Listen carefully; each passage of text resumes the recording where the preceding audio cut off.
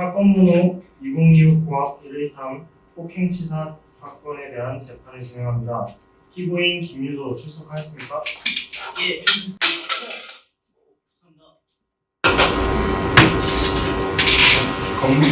검사는 어느 분이 나오셨습니까?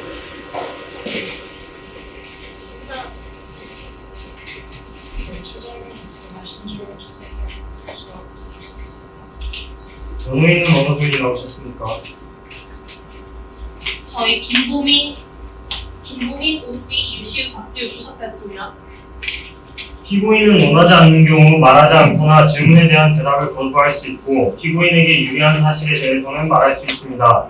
피고인이 이 법정에서 하는 말은 유죄의 증거로 사용될 수 있습니다. 잘 아시겠습니까? 예. 이제부터 피고인의 인적사항을 확인하겠습니다. 피고인 답변 준비하고 일어나주세요.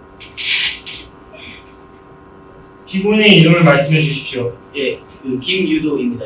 피고인의 생년월일은 어떻게 되나요? 제가 좀 확인 좀 해드리겠습니다.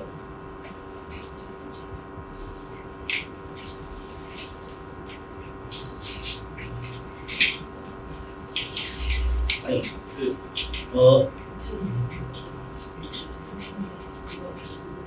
2002년 2월 2일생입니다.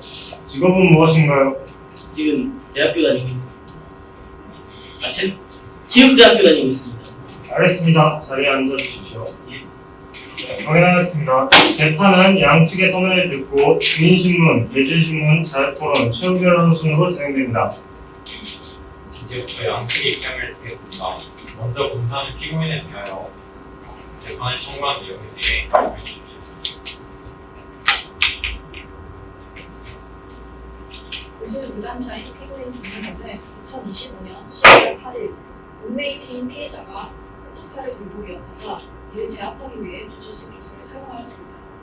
그러나 피고인은 피해자가 의식을 잃고 저항이 멈추었음에도 불구하고 당황행위의 범위를 명백히 추가하여 7분간 목을 강하게 조이는 폭행을 지속하였습니다.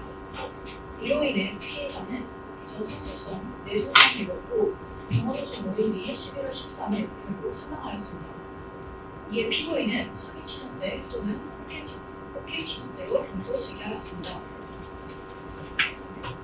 국립과학수사연구원의 보도 결과 피해자의 사인이 경부와 압박에 의한 내간 실조로 투명해 있고 목 주변에 심한 출혈이 확인된과 7분간을 가져온 압박과 사망 사이의 인과관계는 충분히 인정됩니다. 피고인은 한국 상대방의 항복 신호를 무시하며 상대가 늦어질 때까지 놀면 안 된다는 왜곡된 신용을 보여왔습니다. 이는 이번 행위가 단순 방어가 아니라 피해자의 신체 기능을 훼손하겠다는 상해의 고의가 현실화된 것임을 뒷받침합니다. 설령 상해의 고의를 부인하더라도 전문 기술인인 피고인은 해당 기술의 치명성을 충분히 인지하고 있었으므로 결과에 대한 예견 가능성이 있어서 폭행치사죄의 고소물건을 출석합니다. 피고인은 당시 상황이 엠프에 의한 행위였다고 주장하나 다음의 사정으로 인해 법 제21조 제4항의 면책 조건에 충족하지 않습니다. 수사 결과 피해자의 포토칼은 이미 1.5m 밖으로 이탈하여 치매의 현재성이 소용된 상태였습니다.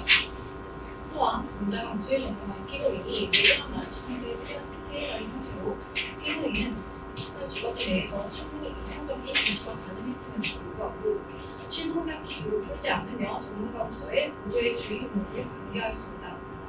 7분간 기술이 지속된 것은 방어의 색당성을 결여한 도덕적 가해행위이지 그리고 불안한 상황이었다고 보기 어렵습니다. 따라서 피고인의 주관 조건은 인정될 수 없으며 면책 규정 또한 적용될 수 없습니다. 이상입니다. 피고인의 공소장을 받아보았습니까? 예. 검사가 방금 말한 공소사실에 대한 서면 내용을 잘 들으셨죠? 예. 이어서 피고인 측의 공소사실에 대한 의견을 담은 서면을 말씀해 주십시오. 존경하는 재판장님 그리고 재판부 여러분, 피고인 김유도의 변호를 맡은 변호인단 소속 박지우입니다. 본 변호인은 본 사건이 형법 제21조 제2항의 면책적 과잉방해에 해당하여 피고인에게 형사 책임을 물을 수 없다는 점을 분명히 밝히고자 합니다. 이 사건은 쉐어하우스에서 함께 거주하던 피고인과 피해자 사이에서 발생하였습니다. 사건 당일 새벽 1시 30분경 피해자는 혈중 알코올 농도 0.18%의 만취 상태로 부각하여 수면 중이던 피고인의 뺨을 때리며 시비를 걸고 나아가 커터칼을 들고 죽여버리겠다라는 발언으로 피고인의 생명을 직접적으로 위협하였습니다. 피고인은 도주가 어려운 실내 공간에서 이러한 침해를 중단시키기 위해 주짓수 기술인 리어 네이키드 초크를 사용하여 피해자를 제압하였습니다. 이후 기술이 약 7분간 해제되지 않았고 피해자는 저사소성 뇌손상으로 병원 치료를 받던 중 사건 발생 5일 후 사망하였습니다. 본 변호인은 피고인의 행위가 명백한 정당방위 상황에서 시작되었다는 점을 먼저 말씀드립니다. 만취 상태의 피해자가 흉기를 들고 살해 협박을 한 이상 이는 형법상 현재의 부당한 침해에 해당합니다. 피고인은 생명에 대한 직접적이고 현실적인 위협을 받고 있었으며 방어 행위를 개시할 수밖에 없는 상황이었습니다. 또한 피고인의 행위 목적은 가해가 아니라 제압이었습니다. 피고인은 별도의 도구를 사용하지 않았고 추가적인 폭행을 가하지도 않았으며 자신이 익힌 기술 중 상대를 일시적으로 무력화할 수 있는 제압 기술을 선택하였습니다. 이는 살해 의도가 아니라 침해를 중단시키기 위한 방어적 선택이었습니다. 검사 측은 기술이 7분간 해제되지 않았다는 점과 피해자가 의식을 잃은 이후에도 제압이 지속되었다는 점을 근거로 피고인의 책임을 주장하고 있습니다. 그러나 이러한 주장은 사건 당시의 긴박한 상황을 도외시한 사후적 판단에 불과합니다. 피고인은 수면 중 기습을 당했고 즉시 폭행을 당한 뒤 흉기로 생명을 위협받는 상태였습니다. 이러한 상황에서 피고인에게 기술을 비교 선발하고 완벽하게 이성적인 판단을 하며 대응하는 요구는 현실적으로 불가능합니다. 형법을 완벽한 대응을 요구하지 않습니다. 또한 검사 측 의견서는 사실관계조차 일관되지 않았습니다. 피고인의 체중을 92kg, 95kg으로 혼동하여 기재하였다가 사건의 제명 또한 상해치사와 혹한치사를 혼용하고 있습니다. 이는 사건의 기본 사실관계조차 명확히 정리되지 않은 상태에서 책임을 못하고 있음을 보여줍니다. 검사 측은 피고인이 살상 기술이 아닌 다른 방법으로도 상황을 종결할 수 있었다고 주장하지만 이는 사건 당시의 현실을 전혀 반영하지 못한 주장입니다. 자가계의 폭행을 당하고 살해 협박을 받는 상황에서 여러 선택지를 검토하여 최적의 대응을 고르라는 것은 사후적 평가에 불과합니다. 또한 체육관 동료 이민준의 증언을 근거로 피고인이 상대방의 항복 신호를 상습적으로 무시했다고 주장하나 해당 증언은 훈련 중 흥분 상태에서 기술 해제가 늦어 경고를 받은 적이 여러 번 있다는 취지에 불과합니다. 이는 폭력성의 증거가 아니라 긴박한 상황에서 판단이 일시적으로 지연될 수 있음을 보여주는 바입니다. 이를 일반화하여 상습적 항복 무시로 해석하는 것은 명백한 논리 비약입니다. 검사 측은 이 사건이 피고인이 거주하던 쉐어하우스 내부에서 발생했으므로 내부 구조와 태도를 파악할 수 있었다고 주장합니다. 그러나 수면 중 기습을 당하고 폭행과 흉기 협박이 동시에 이루어진 상황에서 직기류의 위치를 고려하며 이동 경로를 판단하라는 것과 피해자를 실신시킨 다음 역방의 도움을 요청하라는 것은 현실적으로 불가능한 얘기입니다. 아울러 피해자가 의식을 잃으며 커터칼을 침대 아래로 떨어뜨렸고 그 거리가 약 1.5m였다는 점을 들어 위협이 해소되었다고 주장하지만 사건 당시 피고인은 양팔을 사용하여 제압 중이었고 피해자의 신체에 의해 시야가 가려진 상태였습니다. 그로 인해 흉기의 위치 및 피해자의 상태를 확인하지 못했을 가능성이 큽니다. 더불어 옆방 거주자가 긁는 소리와 컥컥거리는 소리를 들었다는 점은 피고인으로 하여금 위협이 계속되고 있었다고 인식하게 할 충분한 가정에 해당합니다. 1분 남았습니다. 이러한 상황에서 흉기의 위치나 재공격 가능성을 정확히 인식하였다고 볼 수 없습니다. 존경하는 재판장님, 피고인의 행위는 흉기에 의한 생명 위협이라는 정당 방위의 상황에서 시작되었고 가해가 아닌 제한 목적이었으며 공포와 혼란 속에서 발생한 면책적 과잉 방위에 해당합니다. 결과만을 기준으로 사후적이고 냉정한 판단을 요구하는 것은 형법의 책임주기에 반합니다. 따라서 본 사건에 대하여 피고인 김유도에게 형사 책임을 물을 수 없음을 분명히 밝혀주시기를 요청드립니다. 이상입니다. 네, 이것으로 양측의 입장을 정리하겠습니다. 검사와 변호인의 주장에 따르면 이 사건의 쟁점은 첫 번째, 피고인의 조르기로 인한 피해자 사망의 결과에 대한 인과관계성. 두 번째, 피해자가 사망할 수도 있다는 예견 가능성을 피고인이 인지하고 있었나. 두 가지입니다. 맞습니까? 네. 알겠습니다. 앞으로는 지금 정리한 쟁점을 중심으로 재판을 하겠습니다. 지금부터 진행 질문하겠습니다. 증인들은 모두 출석하셨나요? 증인들 중에 피고인과 친인척 관계가 있으신 분이 계십니까? 아니요. 증인들은 기억에 따라 진실만을 말해 주십시오. 또한 증인들은 증언을 하기 앞서 오로지 진실만을 말하겠다는 선서를 하셔야 합니다. 또한 만일 선서를 한 후 거짓말을 하면 위증죄로 처벌받게 됩니다. 잘 아시겠습니까? 않습니까? 검사 측 증인에 대해서는 검사 변호인 등으로 즉 증인 신문하고 피고인 측 증인에 대해서는 변호인 검사 등으로 증인 신문하겠습니다. 먼저 검사 측 증인은 증인석에서 순서를 하고 앉아주시기 바랍니다.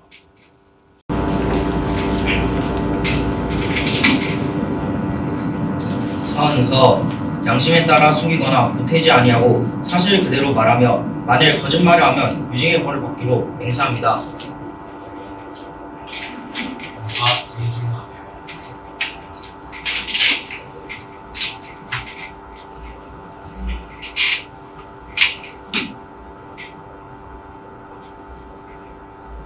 네, 증인은 당시 옆방에서 정황을 소리로 듣고 의구심에 경찰에 신고하였습니다. 맞습니까? 네, 맞습니다. 저는 당시 옆방에서 들린 소리에 공포함을 느껴 경찰에 신고했습니다.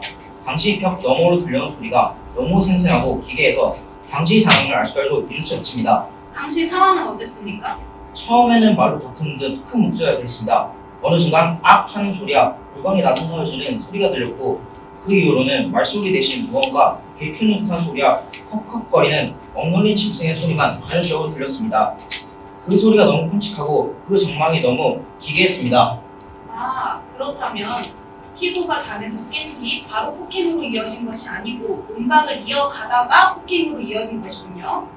네, 그 이후 물건이 나동그라지는 듯한 소리가 들린 이후에는 둘이 다투는 듯한 소리가 들린 것이 아니고 피해자가 경부를 압박당해 고통스러워하는 소리만 들렸다는 거죠.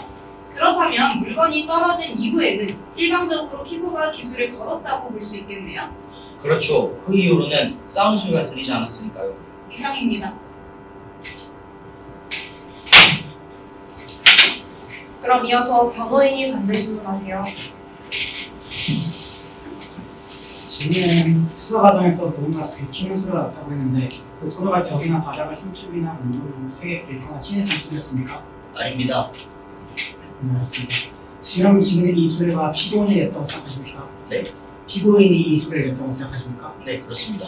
알겠습니다. 검찰 측은 지금 이어 네이키드 초크를 사용해서 피해자를 제압하였다고 했습니다. 이어 네이키드 초크는 두 손을 이용해서 제압한 방식이므로 한 손으로는 절대 손을 댈 수 없습니다. 그렇다면 이 손에 피해자가 있다는 소리가 되겠죠?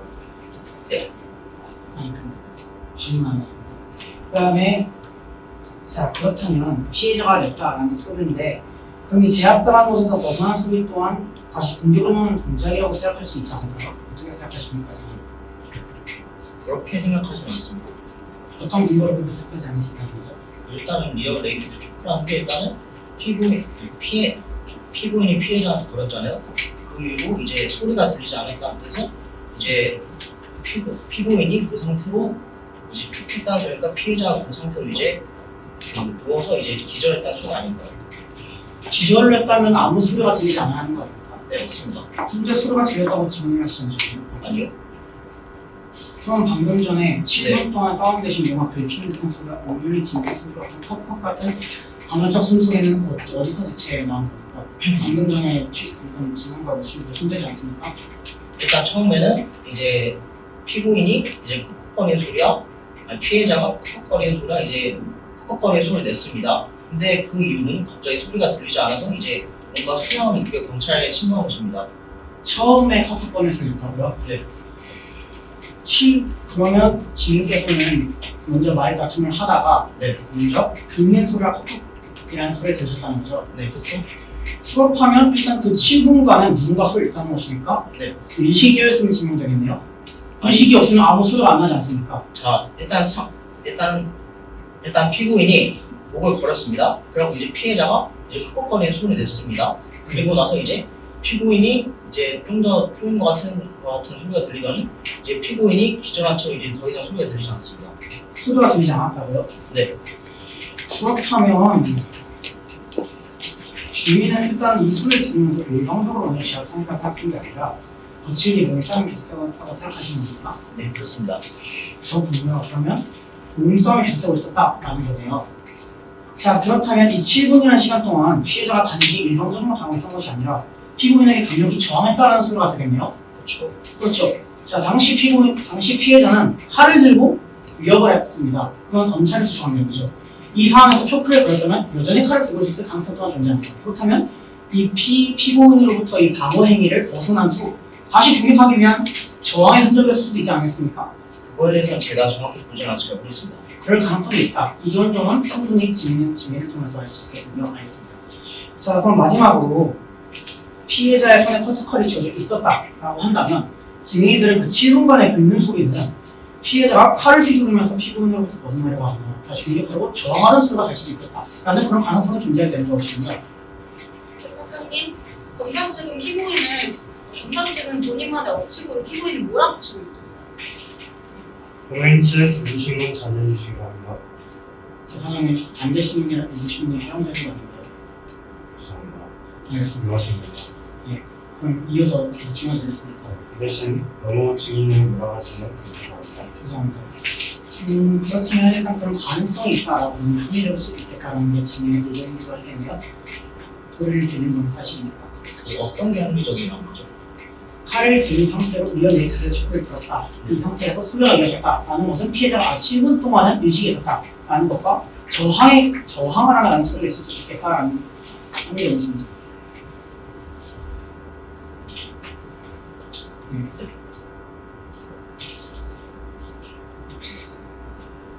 이상입니다. 그럼 이어서 이번에는 죄송합니다. 다시 하겠습니다. 이번에는 피고인 측 증인을 신문하겠습니다. 먼저 피고인 측 증인은 선서를 하고 증인 속에 앉아주시기 바랍니다. 검사 측 증인 들어가겠습니다.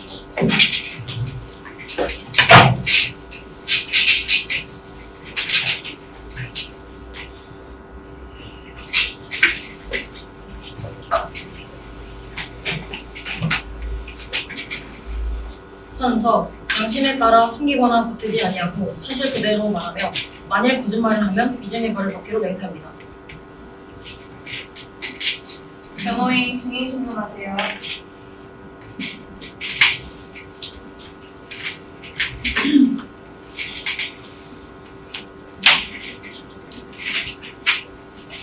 네, 피해자가 과거에 받은 심장 수술의 이력이 비관으로 확인되거나 일반인이 인지할 수 있는 수준입니까? 수술 흉터는 옷에 가려져 보이지 않았을 것이고 일상생활에는 지장이 가지 않을 정도의 건강 상태였기 때문에 피고인이 피해자의 신장 상태가 취약하다는 걸 알 방법은 없었을 겁니다. 피해자의 기저질환이 당시 0.18%의 망치 상태 및 극심한 홍수가 결합했을 때 건강에 어떤 영향을 끼칩니까? 심장 수술 이력이 있는 환자가 만취 상태에서 팔을 휘두르며 흥분하면 심박수가 급격히 상승합니다. 그 상황에서 피고인에게 제압을 당했거든요. 이 상태에서는 일반적인 제압 행위만으로도 심장에 큰 무리가 가거나 훨씬 빠르게 치명적인 상태에 이를 수 있습니다. 피고인이 가한 리어네이키드 투표 내에 피해자의 식품으로 인한 자초 행위가 사망에 기여했을 가능성이 있습니까? 의학적으로는 사망은 단일 원인이 아닐 때가 많습니다. 피해자가 만취, 만동으로 인한 급격한 혈압 상승, 그리고 기저질환이 복합적으로 작용하여 사망 결과가 가속되었을 가능성을 배제할 수 없습니다. 네, 이상 이상입니다.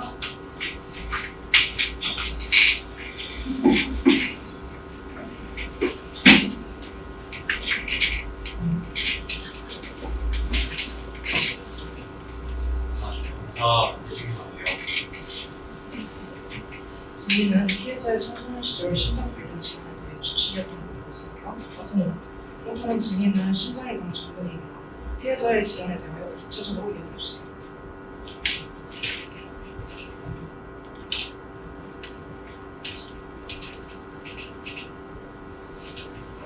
피해자는 어린 시절 심장에 문제가 있어서 수술 이력을 받았고요. 수술을 받은 이력이 있고 피해자는 격한 운동을 피해야 할 정도로 심장 기능이 취약했습니다. 그럼 관련 수술은 어떤 수술인지 설명해 주실 수 있으세요? 워낙 오래전 일이라 정확하게 기억나지 않습니다. 그럼 방금 변호인 측에서 신문하고서 대화해 주신 설명 좀 가능성에 대해서만 얘기한 거지 특정을 짓진 않습니다. 영국 센트럴 랭크셔 대학교 입진에서 2011년 부속과 관련 의견을 조사한 결과 다수의 사례에서 국가기로가 유명한 자가 사실은 끊이지 않았고 심장 질환이나 연결 중인 증거도 없었던 정상인이었는데 그들의 사망과 관련된 의견 공동수가 어머니의 부치가 거의 압박이었습니다. 이런 과학적 자료도 봤을 때 심장 질환 또한 심장 이상이 없는 정상 사람의 경우에도 7분가량 강한 압박을 가했을 때 우리가 가면 사망할 가능성이 높은 것으로 추정됩니다. 이에 대해서 심장관련 전문가로 봤습니다. 7분간의 밑조르기라는 행위 자체가 위협적이긴 하지만 심장 수술 이력이 있는 피해자에게는 좀 더 치명적이었을 것으로 생각합니다. 그렇게 생각하시는 과학적 증거가 있습니다. 심박수가 비정상적으로 높은 상태에서는 뇌로 가는 혈류 변화에 더 민감하게 반응합니다. 그래서 일반적인 제압 시간이 피해자에게는 기저질환 때문에 훨씬 더 치명적으로 작용했을 가능성이 큽니다. 어떤 이쪽으로 가는 혈류가 심각하면 정상인도 충분히 기여할 수 있을 겁니다. 맞습니다. 이상입니다.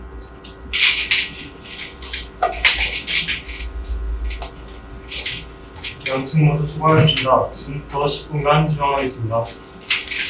현장을 수사한 수사관입니다. 맞습니까? 처음 신고를 받았을 때도 출동했고요. 네, 맞습니다. 신고를 받고 현장에 출동했을 때 현장은 어떤 모습이었습니까? 넋이나간 표정을 한 피고가 이미 의식을 잃고 얼굴이 창백해져 있는 피해자의 목을 감싸주고 있었습니다. 이후 현장을 조사하다가 당시 피고의 발치에서 1.5m 떨어진 침대 아래 구석에서 피해자가 위협에 사용한 커트칼을 발견했습니다. 넋이 나간 표정이요? 피고가 겁에 질려서 넋이 나간 것으로 보였습니까? 아니요, 오히려 너무 화가 나서 그를 주체하지 못해 넋이 나간 것처럼 보였습니다. 저희가 현장에 도착해서도 겨우 말려서 불을 떼어놓았으니까요. 그리고 피해자가 이미 의식을 잃고 얼굴이 창백해져 있었다고 했는데 이게 육안으로 식별이 가능한 것이었습니까? 그 정도로 확연하게 드러났나요? 네. 네, 알겠습니다. 이전에도 여러 번 부딪혔을 만큼 평소 사이가 좋지 않았고 피고와 피해자의 체격이 많이 차이가 나는 것을 고려하면 그 편이 더 신빙성이 있겠네요. 그리고 1.5m 떨어진 침대 아래 구석진 곳이라고 하니까 감이 잘 오지 않는데 그 위치면 피해자가 다시 의식을 찾았을 때 다시 흉기를 들고 피고를 위협할 수 있는 위치입니까? 또한 그 위치를 피고가 보지 못할 위치입니까? 아니요, 설령 피해자가 의식을 되찾더라도 다시 흉기를 들어 피고를 공격하기는 객관적으로 어려운 위치입니다. 네. 그리고 피고가 그걸 보지 못할 위치였나요? 네, 맞습니다. 피고가 보지 못할 위치였다고요? 네. 아니요. 그렇죠? 아니죠? 네. 그렇군요. 네, 경찰은 체포질 교육 과정에서 유도 계열의 진압 기술을 배운다고 알고 있습니다. 그 과정에서 경부 압박 기술의 위험성에 대해서 배우는 게 맞습니까? 네, 맞습니다. 저희가 유도를 깊이 배우지는 않았지만 경부 압박 기술 외에 위험성에 대해서는 배웠습니다.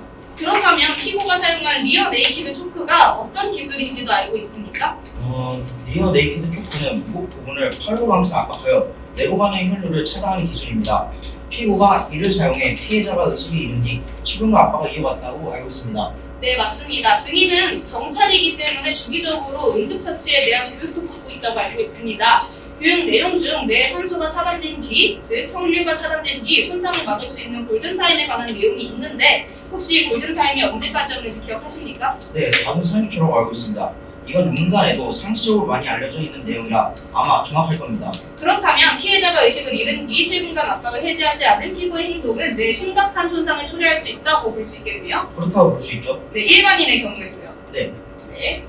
그렇다면 피고가 이 사실에 대해 알고 있었을까요? 네, 피고는 유도를 깊이 배운 유도 4단의 유단자로 들었습니다. 체포술의 일환으로 유도 계열의 진압 기술 몇 가지를 배운 조차 알고 있는 내용을 유도 유전자인 피고가 모를 리가 없다고 생각합니다. 네, 다음 증인으로 부검의를 신청하겠습니다. 증인은 피해자를 부검한 부검의가 맞습니까? 네, 맞습니다.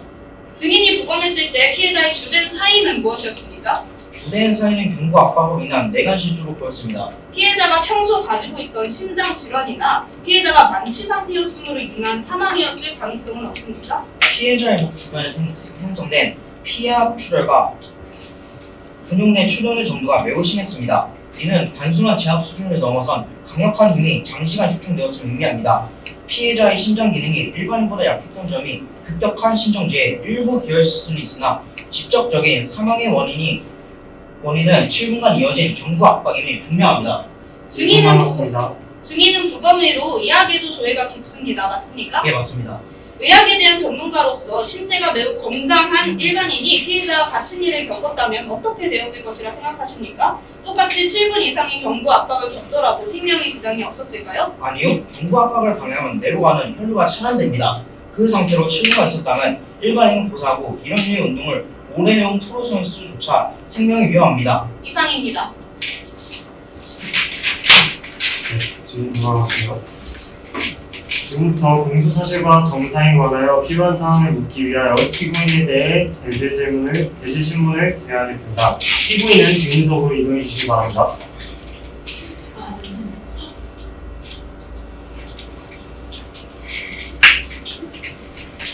먼저 검사는 피고인에 대해 신문하십시오.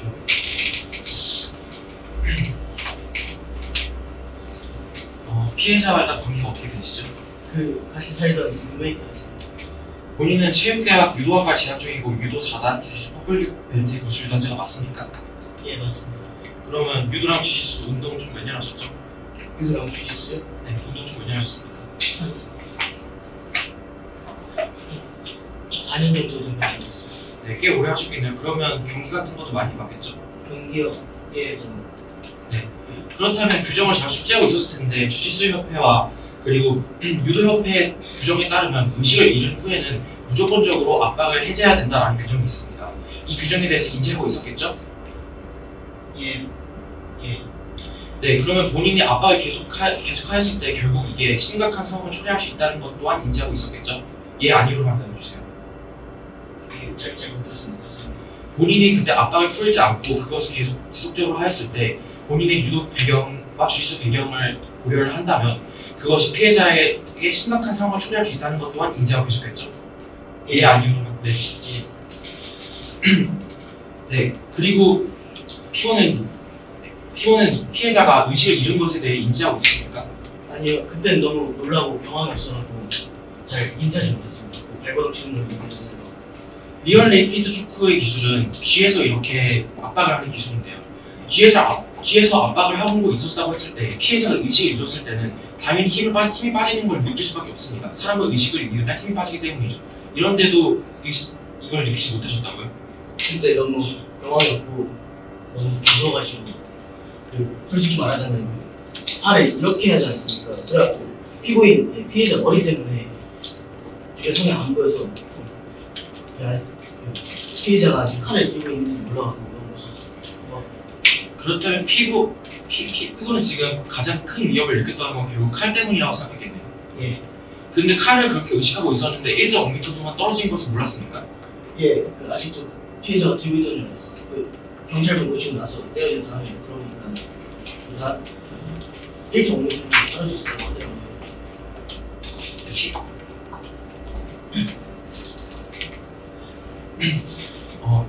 경찰은 육안으로 확인할 정도로 피해자의 상태가 참박했다고 했습니다. 이런데도 몰랐습니까? 다시 한번 말씀드리지만 이건 뒤에서 누르는 기술입니다. 그래가지고 머리 뒤통수밖에 안 보입니다. 그래갖고 장백한지 어떤지는 제가 못 봅니다. 피고인은 평소 격투기술 관련 영상을 자주 시청하였고 관정으로부터 기술을 과도하게 사용하지 말라는 주의를 받은 적이 있습니까? 과도하게 사용하지 말라고는 예, 아니요로만 답해주세요. 과도하게 사용하지 말라고는 못 들었습니다만 너무 제압을 오래 한다 그런 얘기는 들었습니다. 그 과정에서 기술이 잘못 사용될 경우 생명에 치명될 수 있다는 점도 알고 있었겠죠? 예. 피고인은 평소 공포와 불안으로 기술을 놓는 것에 어려움을 겪었다고 주장하였음에도 사건 당일 같은 행위를 반복하였습니다. 만약 평소에 이러한 이유로 여러 번 주의를 받았다면 이 위험성을 충분히 인지하고 있었을 텐데요. 이를 극복하기 위해 노력을 하지 않았습니까? 노력해봤는데요. 안 되더랍니다. 피고가 공포심이었다고 주장하는 피해자 박주정은 피고가 했던 7분의 압박으로 사경을 헤매다 결국 사망하였습니다. 이에 대해 피고분은 어떤 심경이십니까? 그래도 같이 살던 사람인데 아무래도 인간이니까 너무 안타깝죠. 그래도 평소에 싸우는 거 빼면 좋은 친구는 네, 같이 살면서 정말 많은 것들을 서로 공유를 했겠네요. 예. 그런데 심장병 있는 것도 모르셨습니까? 예, 그 친구 트라우마인지 말은 안 해준 것 같더라고요. 예. 네, 그렇습니다. 이상입니다. 예. 네, 그러면 이어서 피고인 측 증인에 대한 증인신문 5분간 진행하겠습니다. 피고인은 자리에 돌아오시죠.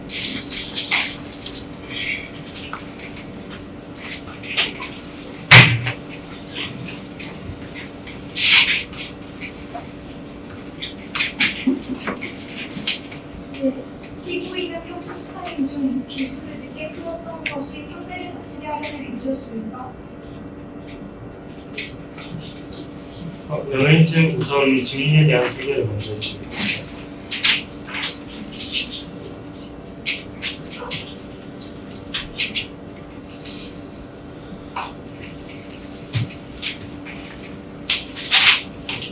죄송합니다. 자료 확인하고 다시 신문 진행해 주세요. 시간을 드리겠습니다.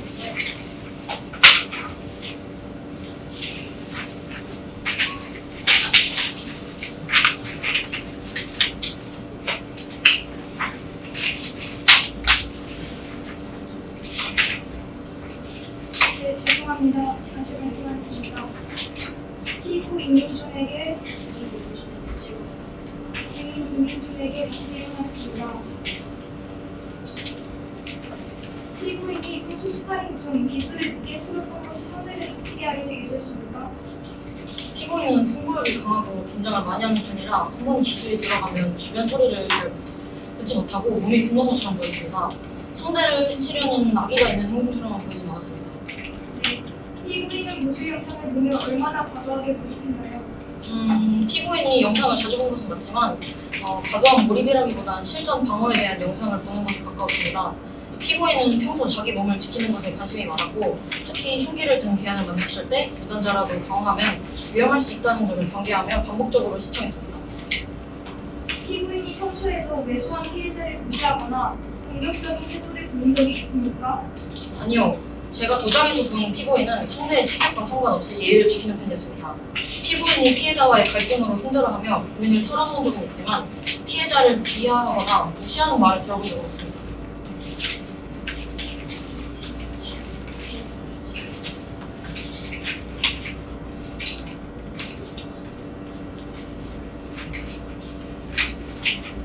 심장수술 이전 이상입니다. 네, 그러면은 이어서 변호인 측 피고인 제재 질문 제하도록 하겠습니다. 네, 나와주십니다.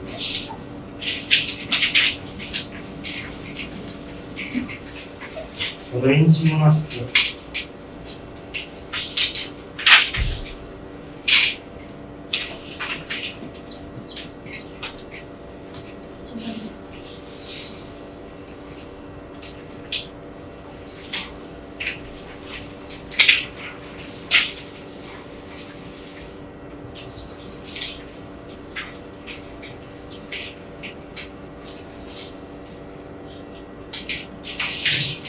피고인에게 질문하겠습니다. 흉기 한박칼이 손에 닿지 않는 곳에 있었음을 인지할 수 있었습니다. 아니요, 아까 말씀드렸듯이 피해자의 뒷머리랑 제 발 때문에 떨어져서 못 봤습니다. 그렇다면 피고인은 피해자가 카타칼을 들고 있다는 사실을 전혀 인지할 수 있습니다. 들고 있다, 놓았다, 이것을 인지할 수 네, 있습니다. 그걸 잘 몰랐죠. 피고인이 평소 상대의 숨이 끊어질 것처럼 느려질 때까지 잊지 말아야 한다는 영상에 집착했다는 사실이 맞습니까? 아니요, 그냥 지나가다가 한 번씩 본 것밖에 없습니다. 피고인은 주짓수 퍼플벨트 강자로서 리어 네이키드 조크가 단 7초 만에 상대를 기절시킬 수 있는 지형적인 기술임을 알고 있었습니다. 예.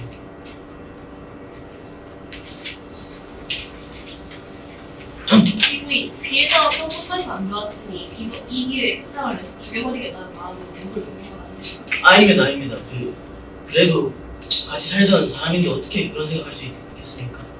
자주 싸운 것은 사실입니까? 사실 싸운 것은 맞지만은 감정이 있었습니까? 네, 아니요. 대답해 주십시오. 없었습니다. 감사합니다.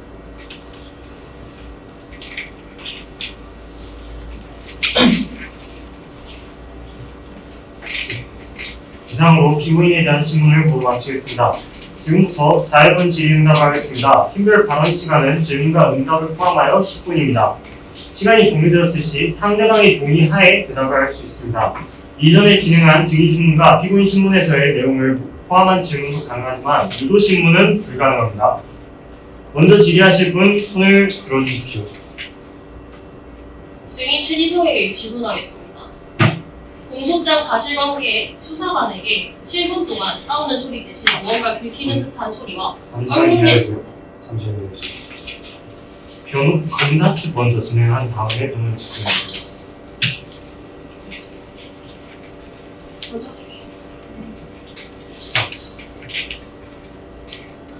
혹시 위원회 기대 촉구를 동시 상황을 재구성해봐도 괜찮겠습니까? 네, 가능합니다.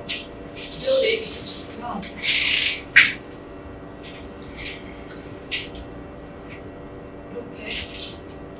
이게 허리 그런 자세로 이 기술은 상대의 등 뒤를 완전히 정리한 상태에서 목을 감아서 압착하는 기술입니다. 두 다리는 피해자의 허리를 감아서 결박하는 자세이고 신체는 아래로 발수합니다.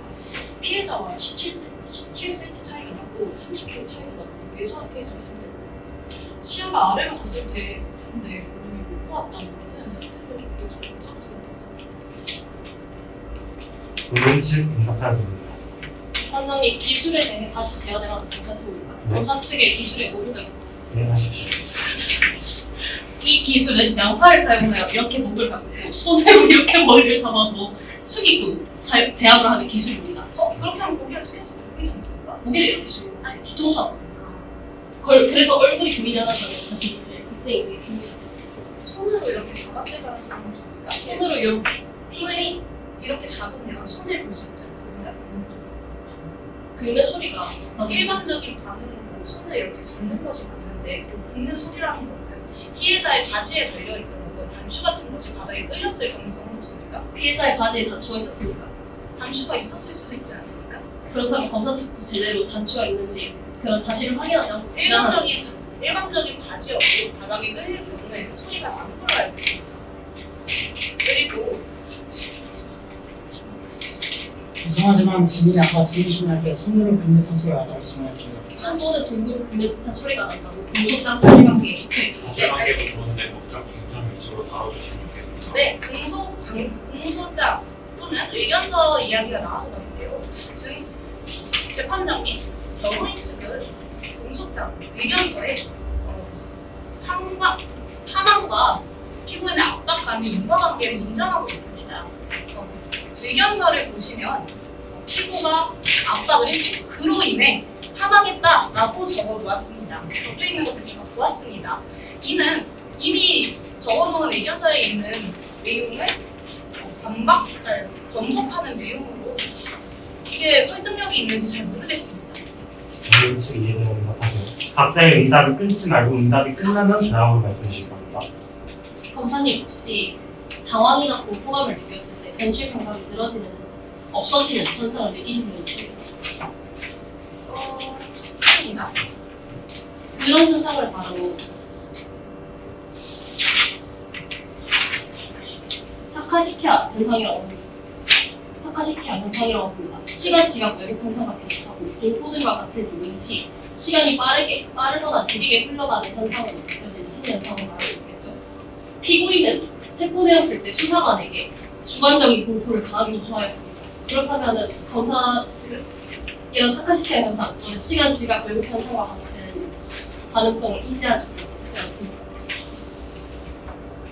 타카시키아 현상이 아드레날린이 가다 분비해가지고 일어나는 현상 아닌가요? 맞습니다. 그렇지만 제가 믿는 게 친구의 정보센터에서 받아온 정보입니다. 그리고 상황에서 보이는 아드레날린은 판단 기능이 차단하는 물질이 아닙니다. 아드레날린의 역할은 뇌와 신체의 처리 우선순위를 조절하는 데 있습니다. 한국과 직결된 빠른 반응이 먼저 실험 구도를 이끌고 상대적으로 복잡한 인지 판단은 우선이고 물리입니다. 따라서 시간 분석에서 인식한 판단의 가능 자체가 부정된다고 보기는 어렵습니다. 그리고 인간의 뇌는 12시 계속 생성합니다. 따라서 그런 아드레날린이 가다 분비되기보다는 좀 떨어지는 것 같습니다. 대답해 보겠습니다. 이 국립보건원에서 조사한 결과에 따르면 사람이 극심한 공포를 느꼈을 당시에 극심적 시간 왜곡 현상 등 타카시키아 현상과 같은 현상을 발생한다는 조사가 보고된 적이 있습니다. 이 연구 결과를 이루어질 때 신체적인 피로를 느끼는 상황과 동일하게 할 수 있습니다. 아드레날린이 아까 말씀을 드렸는데 그것에 대한 부담은 아닌 것 같습니다. 검사 측이 변호인 측에 충분히 의견이 들었다면 다른 질문을 먼저 네, 그리고 아까 나왔던 리어네이키드 초크 관련해서 말인데요. 피고가 리어네이키드 초크를 걸었을 때 피해자는 반드시 생명의 본능적인 반응으로 목을 다시 이렇게 잡게 되어 있습니다. 놔 하면서 이렇게 잡게 되어 있고요. 이 상황에서 컥컥거리는 소리가 났을 겁니다. 아마 긁히는 소리라는 거는 손으로 긁는 듯한 소리는 벽 너머로 들려서인지 뭔지 잘 모르겠으나 정확하지 않을 수 있습니다. 이 상태에서 손을 이렇게 두 손으로 잡고 있는데 이것에 대해서 칼을 놓았다는 걸 모를 수가 있나요? 피고인 답변해 주세요. 다시 한번 설명해 주시면. 네, 리어 네이키드 초크가 이렇게 돼 있잖아요. 이렇다면 보통의 사람들은 일반적으로 자신이 살기 위해서 이 팔을 뿌리치려고 노력을 할 겁니다. 따라서 손이 이렇게 두 손이 피해자의 손이 목 위로 올라와 있었을 상태이고 그리고 이 상태에서 누구라고 힘을 줄었겠죠. 그리고 어느 순간 이 힘이 사라지는 것이 느껴졌을 겁니다. 그리고 두 손이 올라와 있다는 것은 칼을 잡지 않고 있었다는 뜻이기도 하죠. 이를 정말 인지하지 못했습니다. 그러면은 제 팔에 뭐 자국 같은 게 남지 않았어요? 자국 같은 게? 피해자가 왜소한 체격이고 힘이 약했기 때문에 상처가 남지 않았을 수도 있습니다. 근데 뭐 인간은 죽기 전에 약간 좀 극한의 힘을 발휘한다고 그런 말 많이 들어보셨죠? 그렇다면 손을 본능적인 현상인데 반응 현상인데 이를 안 했다고 피해자가? 아니 시민성이 있습니까? 그러니까 제 말은 했으면은 자국이 남았을 건데 제 팔에 자국이 있습니까? 아 여기 팔로 팔을 변호인이 답변하는 것 같습니다. 아예 네, 답변을 드렸습니까? 네, 검찰 측이 방금 전에 이 리어 네이키드 초크를 걸면서 손을 잡을 수 있었다라는 가능성을 제시해 주셨는데요. 자, 그렇게 된다면 증인들은 이 긁는 소리라는 것과 손으로 긁었다라고 구체적으로 말씀하셨습니다. 그러면 이 긁는 소리 자체가 성립하지 않는 이유는 대체 어떤 소리라는 겁니까? 이 소리는? 퍽퍽거리는 숨소리가 그렇게 들렸을 수도 있고 아까 말씀드렸듯이 바지가 그렇게 들렸을 수도 있습니다. 증인은 일단 해가 그 상황에 연방이 있었기 때문에 긁는 소리가 들렸다는 건 결국 비유인 거지. 그 상황에서 손으로 긁었다, 무엇을 긁었다 이거는 판단할 수가 없고 어쨌든 긁는 소리, 어떤 소리가 들렸다는 그런 참고사항만 봐야지 그거를 그런 식으로 바라보면 안 될 것 같습니다. 그렇다면 이분 검찰이 30초 남았습니다. 죄송한데 잠깐 끊고 가겠습니다. 저희 지금 잘 하고 계신데 너무 사실관계 재구성 위주로만 지금 다 진술하고 계세요. 저희 지금 재판이 법적 쟁점 위주로 다뤄야 되는데 어쨌든 이 사건은 사실관계를 저희가 정확히 확정할 수 없는 사안이고 그러니까 이 사안이 법적에 어떻게 포섭되는지 그러니까 이 사안이 어떻게 인과관계가 구성돼서 어떤 결론이 나는지 그거 위주로 좀 다뤄주시면 좋을 것 같습니다. 남은 시간 얼마 남지 않았으니까 좀 더 열심히 해주시길 바라겠습니다. 다시 진행하겠습니다. 잠시만요. 혹시 핵심 문장을 까먹으실까봐 한 번만 더 상기시켜드리면 피고인의 조르기로 인한 피해자 사망의 결과에 대한 인과관계성 그리고 피해자가 사망할 수 있다는 예견 가능성을 피고인이 인지하고 있었나에 대한 것입니다. 계속 진행해 주시면 또한 검사 측 질문 10분 먼저 하고 답변 10분 진행한 후에 검사 측 질문 타임 10분 진행한 후에 변호인 측에서 10분 또 진행해야 됩니다. 답변을 우선적으로 해주시면 감사하겠습니다. 이어서 진행하겠습니다. 2분 27초 남았습니다.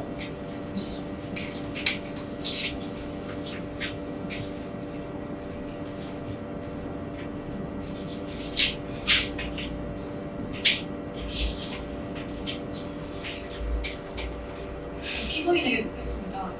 피고인, 부두가 주실수에서는 피고라는 것이 반드시 지켜져야 하는 약속이지 않습니까? 아예 근데 이를 무시하는 성격이 있었다는 것은 피고인이 나는 남들보다 살상 기술이 제어지고 이런 성향이 있다라는 것을 인지하고 계시는 거지 않습니까? 무시한 게 아니라고 한번 변경을 해드리자면은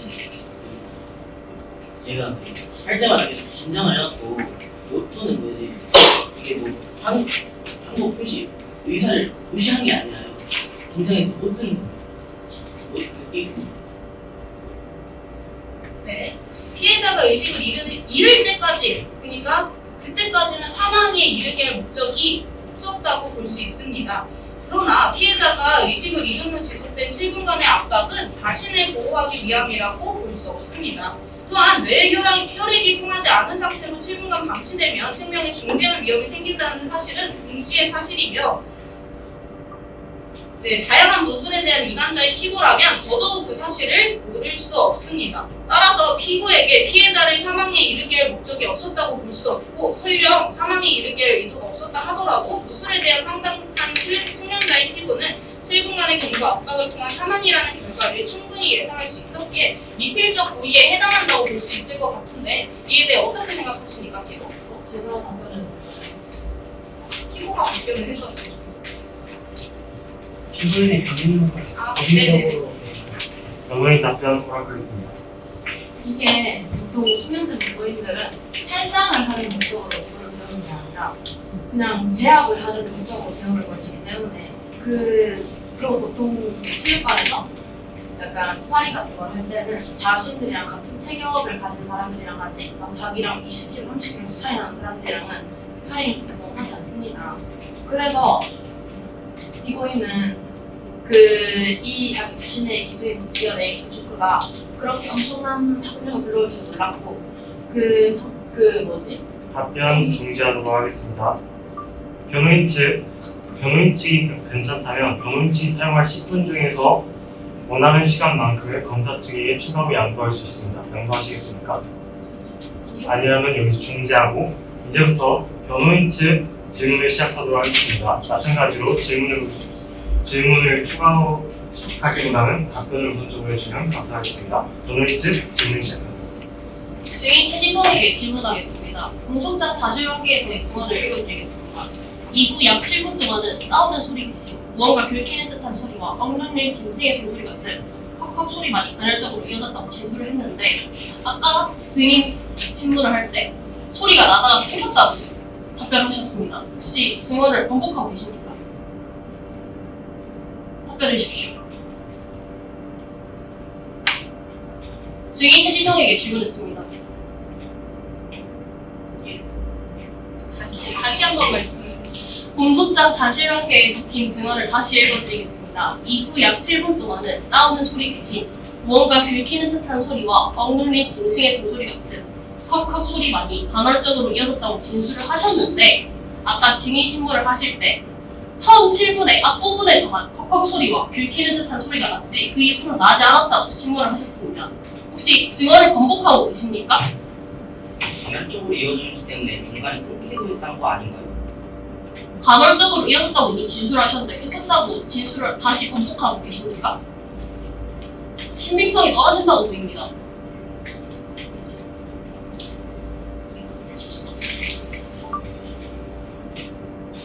간헐적이란 것이 끊겼다는 것과 다른 바가 없지 않습니까?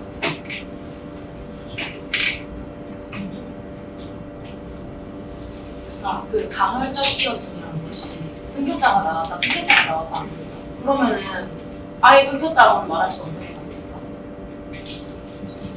증인이 겪은 사실을 증언하는 것이고 검사 측에서 추가적으로 문자를 전송하는 건 아닌 것 같습니다.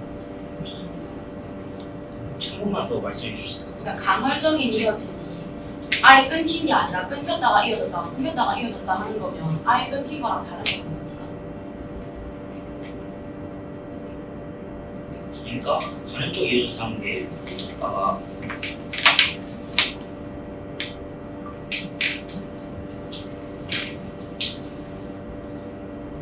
증인의 발언을 검사 측에 계시면서 변호인 검사 측과 증인은 별개의 구조에 있는 뜻을 말씀드렸습니다. 증인 답변 진술 거부 가능합니다. 거부하겠습니다. 단 거부할 경우 이게 불리하게 진행되면 그 상황에 대해 정확히 질문하지 않는 것으로 인정하겠습니다.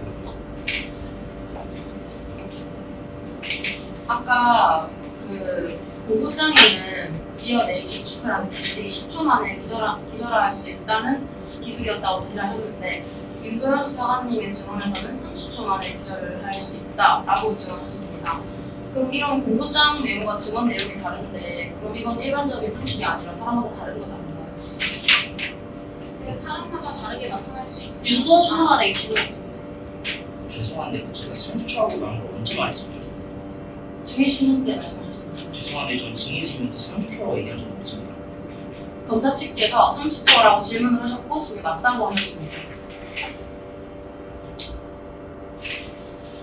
사실관계에 대한 내용보다는 그냥 쟁점을 뭔가 건강성과 예견 가능성은 피고인 유죄의 썸나에 감정을 맞춰주십시오.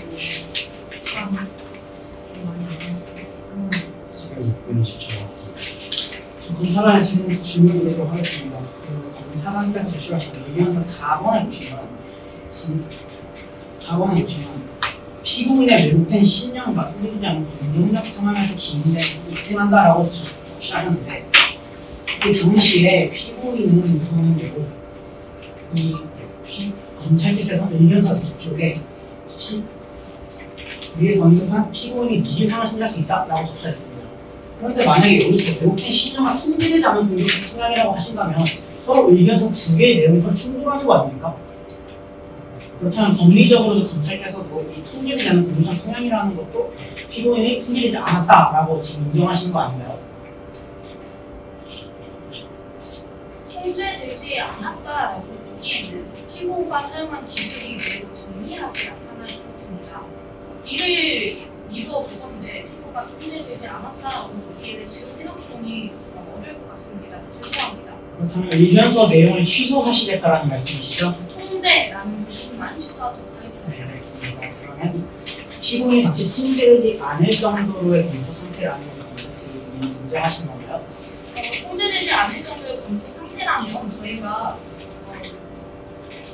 기술의 정확도가 좋지 않아야 합니다. 하지만 기술이 정확하게 구사하면서도 그 책임에 대해서는 내가 너무 통제 불능의 상태였기 때문에 그럴 수 없다라고 얘기하는 것은 책임에 대한 회피성 발언이라고 생각합니다. 책임에 대한 회피성이라기보다는 형법에서 규정하는 이 본인의 심리적 상태가 불안하다는 것이 증거가 된다고 생각합니다. 형법 21조 4항에 보시면 야간 또는 기타 불안정한 심리 상황일 때는 책임이 정확하게 변하지 않는다라는 조항이 있습니다. 지금 이 검찰 측에서도 말한 바와 같이 현재 당시 피고인은 그 목포의 상황에서 제약수를 사용하였고 당시 야간에다가 직접적 칼을 들고 위협하는 피해자로부터 직접적인 고도의 생명의 위험을 느꼈습니다. 이 상황이 무섭지 않았다라고 정의하는 것은 헌법에서 말하는 이 21조 4항 물질적 과잉 강의 입법 취지에 맞지 않다 생각합니다. 어떻게 생각하십니까, 검사님? 어떻게 생각하시는지 말씀해 주시면 좋겠습니다. 하지만 피고인은 그 자담과 조직 수면자로 자신을 약하고 강한 상대를 제압하는 법을 훈련했죠. 죄송하지만 앞서 저희 강연단에서 주장했듯이 평소 피고는 스파링으로서 이 유도를 접한 것이기 때문에 본인과 비슷한 체격으로만 했고 더 위의 체격이나 아래 침범은 하지 않았던 것이 저희 피고의 입장이며 이게 사실입니다. 자, 그렇게 된다면 지금 검사 측에서 의견서에 말하는 면책적 과잉망의 부정에 대한 근거가 비약해지는데 이러면 면책적 과잉망이 인정되는 거 아닐까요? 네, 방금 변호인 측에서 말씀하신 대로 체격이 적은 상대와는 스파링을 많이 겨뤄보지 않았을 수 있습니다. 그렇다면 조금 더 조심했어야 하는 것 아닙니까? 체격이 비슷한 상태의 상대와의 대결에서도 그 정도 오랫동안 기술을 이어나가면 안 된다고 관장님께 지도를 받았다는 것으로 알고 있습니다. 그러나 체격이 훨씬 왜소한 상태에 대해서 비슷한 시간 또는 더 오랜 시간, 7분이라는 긴 시간 동안 압박을 유지해 왔다는 것은 모순된 발언이라고 생각됩니다. 250초 남았습니다. 그거는 단순히 사후적 판단의 기관입니다. 당신은 피고인이 1초라도 멈췄다면 바로 팔에 찔려 사망할 수 있는 고주의 위험적 상황이었습니다. 이 상황에서 이 피해자의 체구가 작구나 그럼 내가 제압을 할 때 조금만 약하게 해서 해야지라는 생각을 하는 것은 지나친 사후적 판단에 근거합니다. 당시에는 그럴 상황이 아니거든요. 평소 피고인은 관장님께 그런 지도를 수차례 받아왔다고 알고 있습니다. 그리고 그를 지키기 위해 연습하고 노력도 했다고 알고 있습니다. 방금 그렇게 증언하셨죠, 대표님께서. 그런데 그렇다면 조금 더 피해자의 상태를 더 살폈어야 하는 것 아닙니까? 그리고 그렇게 오랜 시간 한다면 당연히 죽음을 맞이할 수 있는 것은 당연히 생각할 수 있는 수준입니다. 그렇다면 피고인은 미필적 고의에 해당할 수 있다고 보는 것이 타당하지 않을까요? 필적 고의에 해당한다라고 하더라도 그런 범죄 소멸 구성에 이 필적 고의가 해당되는 것이지 현재 제가 논하고 있는 것은 21조 사망의 면책적 과잉강에 대한 성립 여부입니다. 그거는 범죄가 인정이 된다 하더라도 피고인이 불안스러운 상황이었다면 이거는 처벌하지 않아라라는 형법 조항을 말하고 있는 거죠. 설령 검사측에서 말하는 이 필적 고의가 인정이 된다라고 하더라도 현재 당시 피고는 야간의 상황이죠. 칼을 맞을 수도 있다는 고도의 위험 상황에서 실명을 내리겠습니다. 그렇다면 이거는 역시적 발명을 주장하니 옳다라고 주장하는 바입니다. 공포 이야기가 나와서 말인데요. 피고는 전에 상대가 의식을 잃은 척하다가 다시 나를 공격할까 두려웠다라고 진술을 하였습니다. 그렇다는 것은 상대가 의식을 잃었다는 것을 어느 정도는 인지하고 있었다는 사실 아닙니까? 이를 그저 의식을 잃은 척하는 거다라고 미루어 짐작했을 뿐입니다. 이에 대해서 어떻게 생각하십니까, 피고인? 당시 피고인은 만약 그럴 수 있겠다라는 하나의 가능성을 예견하고 생각한 것 뿐이지 당시 상황을 확실하게 파악을 하여서 이 상황을 한 게 아닙니다. 여기서 다루긴 살짝 부적절한 부분인 것 같습니다. 답변 듣지 않고 다른 질문으로 넘어가도록 하겠습니다. 30초 남았습니다.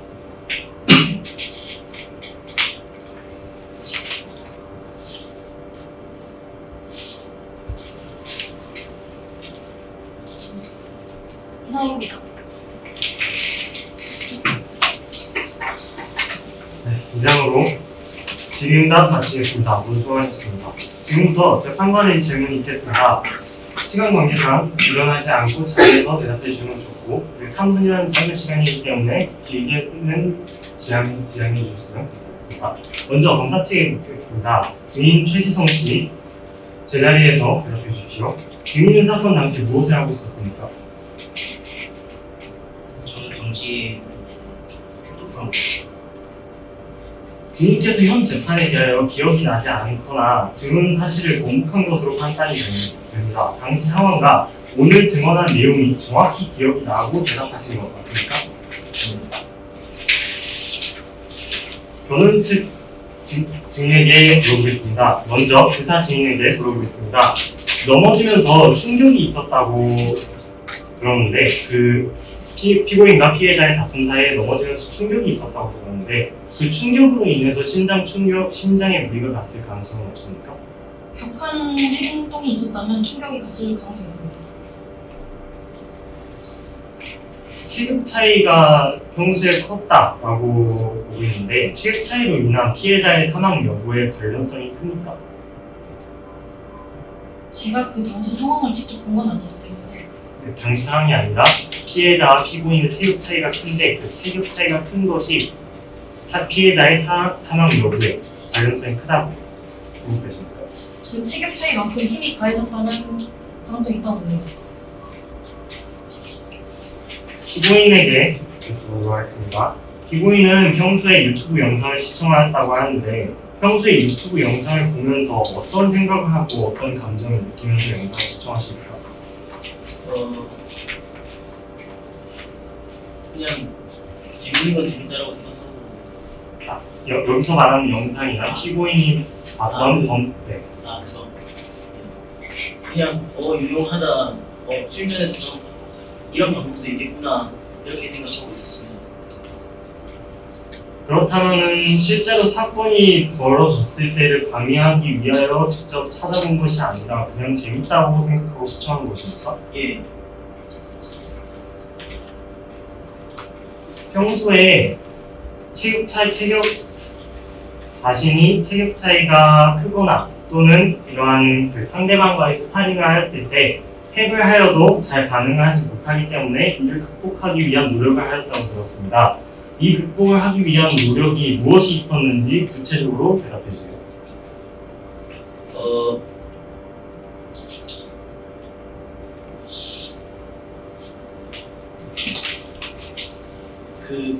우선은 한번 관장님께 쓴소리도 들어보고 했고 고치려고 계속 노력을 해봤습니다. 피고인께서 그 당시 리어네이키드 초크를 걸었을 때 그 그 당시에 둘 다 앉아서 먹었습니까? 아니면 일어나서 어딘가에 기댔거나 그런 상태로 먹었습니까? 그 둘 다 이렇게 바닥에 나뒹굴어진 상태로. 나뒹굴어진 상태로 뒤에서 이름의 기부축구를 나왔습니다. 예. 네, 이상으로 재판관 질의응답 마치도록 하겠습니다. 이어서 검사 측 최후 변론 듣도록 하겠습니다. 검사 측 최종 의견 진술하십시오. 존경하는 재판장님 그리고 좌우배석 판사님들, 검찰은 이 사건의 피고인 김유도에 대하여 헌법 제259조 제1항 상해 취사죄를 적용하여 다음을 같이 최종 의견을 밝힙니다. 사람의 목을 최후가 조르면 사망에 이른다는 것은 보편적인 상식입니다. 하물며 인체에 미치는 영향을 누구보다 잘 아는 전문가의 피고인이 리오네이 피트초크가 인체에 미치는 치명적인 영향력을 누구보다 잘 알고 있었습니다. 그리고 수 연구원의 보관 결과 피해자의 주변에서 발견된 피하 출혈, 우리의 출혈은 피고인의 제압에 넘어서 피해자의 신체 기능을 파괴하게 하는 상해의 물리 정도를 가지고 강력한 물리력을 행사했음을 증명합니다. 또한 피고인 측은 피해자의 신장 질환 증상을 생각하여 여러 가지 조사하였습니다.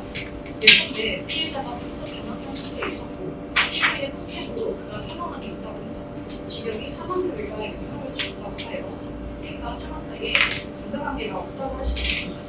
사인은 명백히 7분간의 경우가 악화되었습니다. 피고인의 가족 폭행이 없었다며 피해자는 모두 이 자리에 살아있었을 것입니다. 피고인은 당시 야간에 불안한 상태에서 공기에 무대었으나 면책적 발명이라고 생각합니다. 하지만 법이 허용하는 면책은 어쩔 수 없는 부분 대응에 한정한다. 피해자의 폭탄칼은 제압 직후 피고인과 펜스 몸을 떨어진 모습을 이탈했습니다. 피해자가 의식을 잃은 시점부터 부당한 침해는 이미 종료되었습니다. 또한 피고인은 수면문의 수면을 거친 공조 전문가입니다. 일반인이라면 패닉에 빠질 수도 있겠으나 수면된 피고인에게는 상황을 이성적으로 통제할 책임이 있습니다.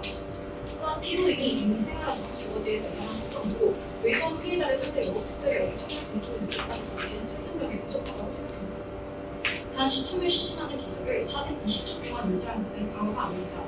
피해자가 퍽퍽거리며 죽을 것 같다는 신호를 보냈을 때 긴 시간 동안 피고인이 팔을 펴지 않은 것은 공포가 아니라 상대를 확실히 무력화시키게 되는 나의 것을 가려줍니다. 구슬은 자신을 지키는 방패여야지 사람을 해치는 칼이 되어서는 안 됩니다. 평소 한국 신호를 무시하는 피고인의 외국인 속교육이 결국 한 청년의 소중한 생명을 앗아갔습니다. 만약 오늘 우리가 피고인의 공포라는 변명을 받아들인다면 앞으로 전문가가 해도는 과도한 폭력에 면죄부를 주는 위험한 선례가 될 것입니다. 법은 주관적인 변명이 아니라 객관적인 정의를 실현해야 합니다. 아들을 지켜주지 못한 죄책감에 평생의 눈물을 보내는 모습을 구슬에 보통 헤아려 주십시오. 검찰은 전문가로서의 고도의 주의원으로 적들고 관계 상태의 피해자를 상담한 피고인에게 엄중한 책임을 물고자 합니다. 자신은 이와 같은 기록이 방어하는 이유로 이해되지 않도록 피고인에게 징역 8년을 부여합니다. 조정희 최후 변론 진술하십시오. 존경하는 재판장님, 변호인 또한 피해자의 면목을 빌려 유가족의 깊은 위로의 말씀을 전합니다. 그러나 이 기록의 결과가 곧 피고인의 형사 책임으로 직결되어서는 안 됩니다. 본 변호인은 이 사건의 본질이 살상이 아닌 필사적인 생존이었음을 분명히 말씀드리고자 합니다.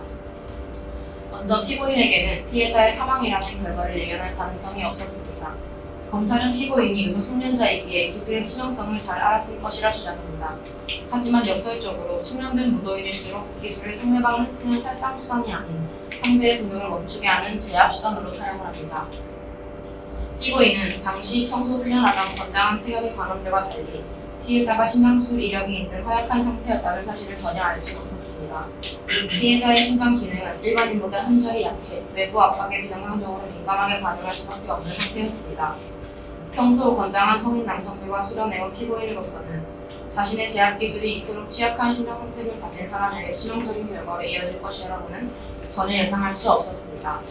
알코올 농도 0.18%의 난치 상태가 기저질환이라는 특수한 현상이 결합되어 발생한 불행한 결과를 극도의 공포 상황에 놓여있던 피고인이 예견하기란 객관적으로 불가능했습니다. 또한 검찰은 피고인이 칼을 든 상대를 만나며 완전히 제압해야 한다라는 영상에 몰입해 왜곡된 신념을 가졌다고 주장하지만 해당 영상은 칼을 든 위험한 상대를 만났을 때 자신을 보호하는 방어 수칙을 담고 있었습니다. 피고인이 기술을 유지한 것은 어떠한 공격적 신념 때문이 아니라 다시 칼을 찌를 수 있다는 생존 본능적 공포 때문이었습니다. 가장 안전해야 할 자신의 침실에서 자던 중 흉기 위협을 당한 피고인에게는 지금 손을 놓으면 내가 죽는다는 공포감이 이성적 판단보다 앞설 수밖에 없었습니다. 7분이라는 시간은 누군가를 해치기 위한 의도적인 시간이 아니라 오직 살기 위해 필사적으로 버틴 절박한 시간이었음을 헤아려 주시길 바랍니다.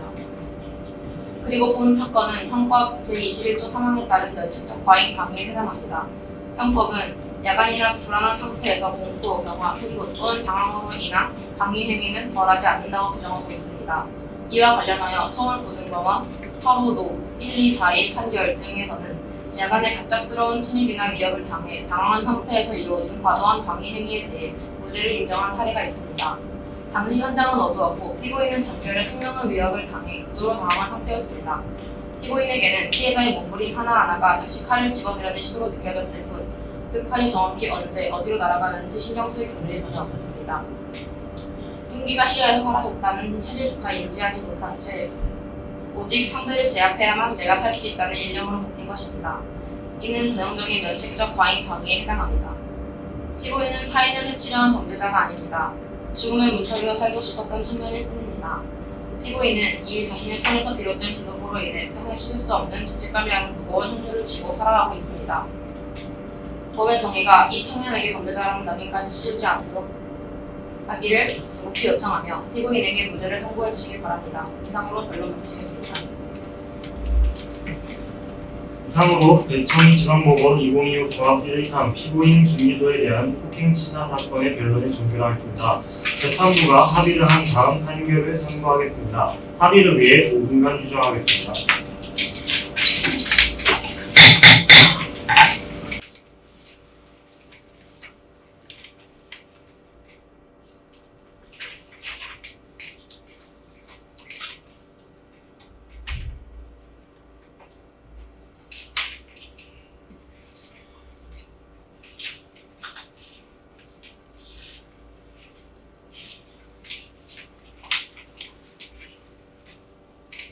지금부터 대청지방법원 2025 종합 123 피고인 김유도에 대한 폭행치사 사건의 판결을 선고하겠습니다. 우선 저희가 생각한 판결 조건으로는 사망 사이의 인과관계의 성립, 그리고 예견 가능성, 또한 방어 상당성, 그리고 증인의 신빙성과 피고인의 반성이 이미 총 5가지를 중점적으로 생각하였습니다. 시간상 주문만 읽도록 하겠습니다. 주문: 피고인을 징역 3년에 처한다. 다만 이 판결 확정일부터 5년간 위형의 집행을 유예한다. 이상으로 재판을 마치겠습니다. 모두 일어나서 주십시오. 양측 모두 인사하십시오. 수고하셨습니다. 이상으로 재판을 마치도록 하겠습니다. 수고하셨습니다.